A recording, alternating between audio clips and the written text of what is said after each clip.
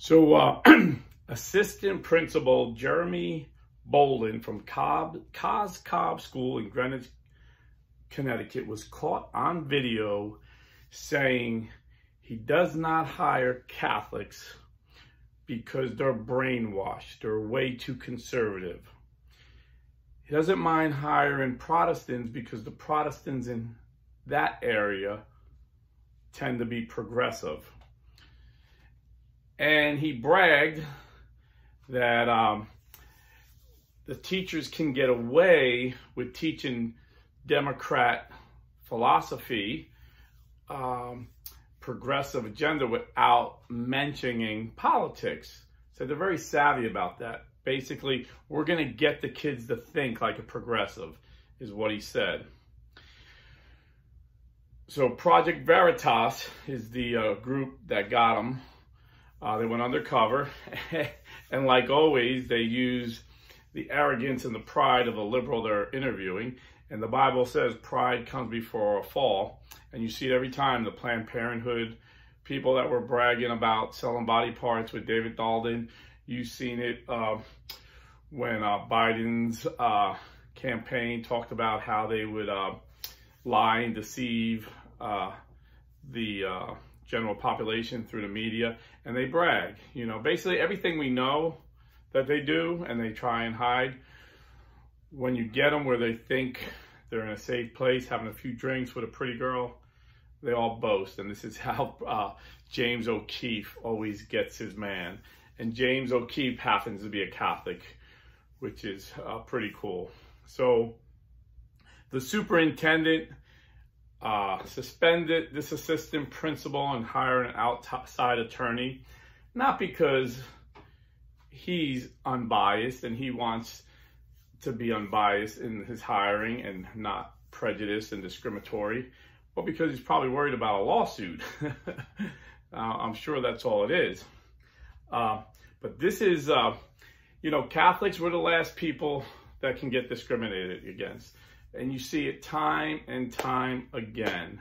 You know, when Justice Amy Coney Barrett was going for a federal bench before she got nominated to the Supreme Court, Democrat Dianne Feinstein said, you know, what scares me about your Catholic faith is your dogma lives loudly in you. Basically, you know, it'd be okay if you're like Nancy Pelosi or Joe Biden, said you were Catholic, but didn't believe anything the Catholic Church teaches. But you actually believe it. So you're scary, so I'm going to vote against you. Or Kamala Harris, who said she was voting against a federal judge because he was a member of the Catholic Knights of Columbus.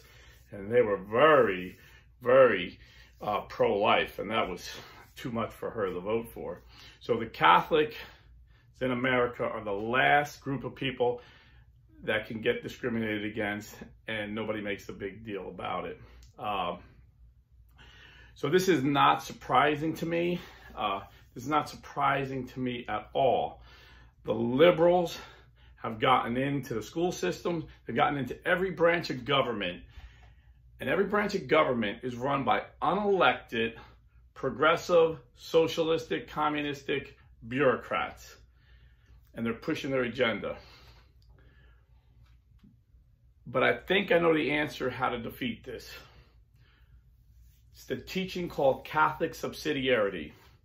So what Catholic subsidiarity is, it's the teaching of the Catholic Church that it's best to do things at the lowest possible level, So for instance, if we were to abolish the education Department of Education, just abolish it, I'm not even sure how, they must spend hundreds of billions of dollars. So that would be a savings right there for taxpayers. But then let each local school board run themselves.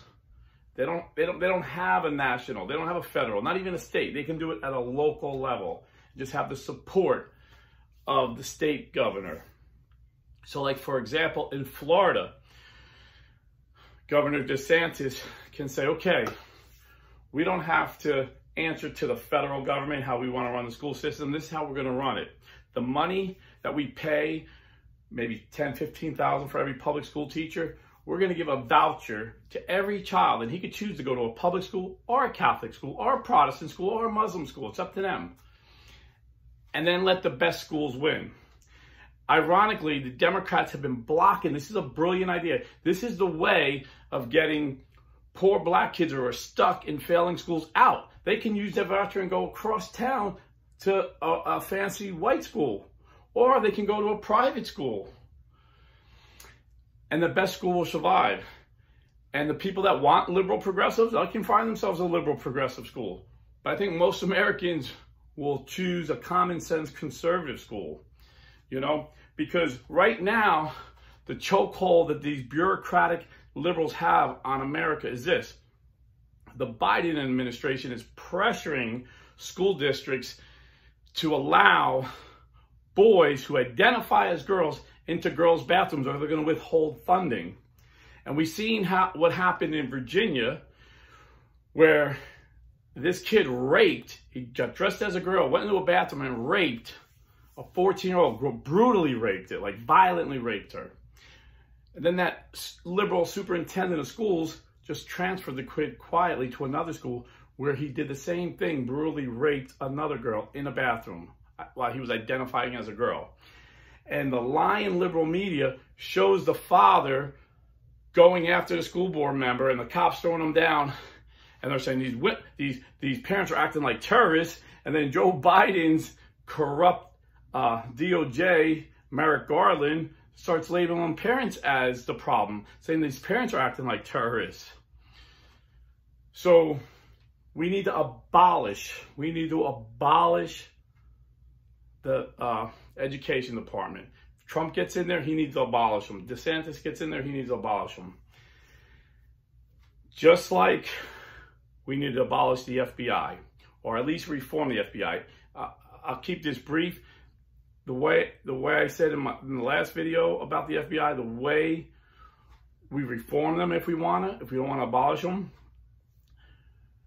Every cop in America, every police union in America voted for Trump. They endorsed Trump. First time in history that every single police union endorsed one party. Usually it's 50-50.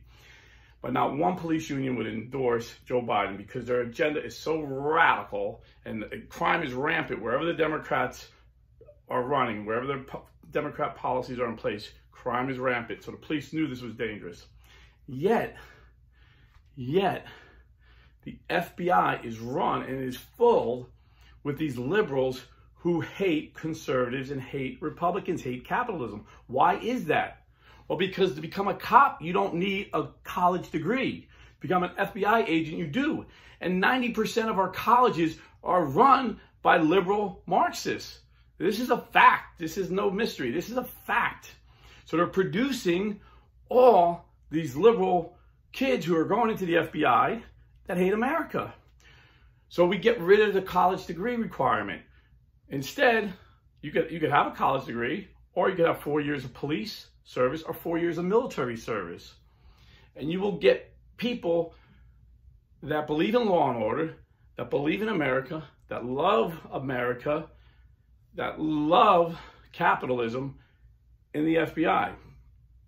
In the same way, we can do the same thing with our schools.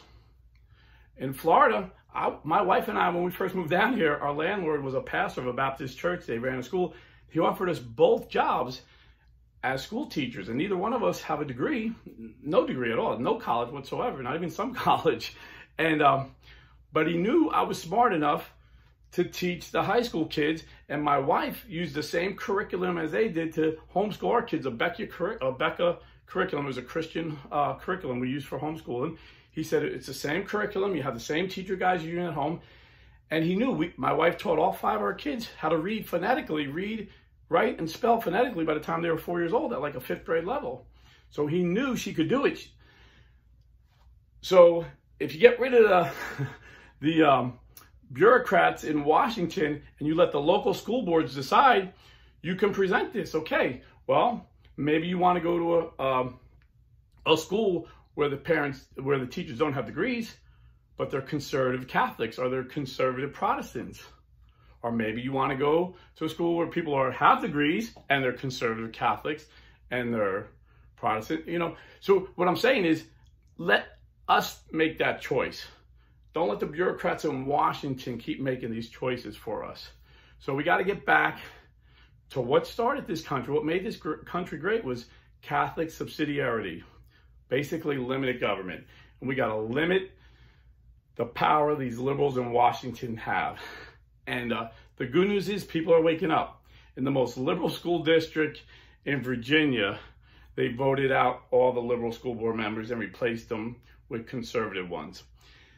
And when Governor Youngkin ran against Terry McAuliffe, he was an underdog. Terry McAuliffe is the establishment Democrat.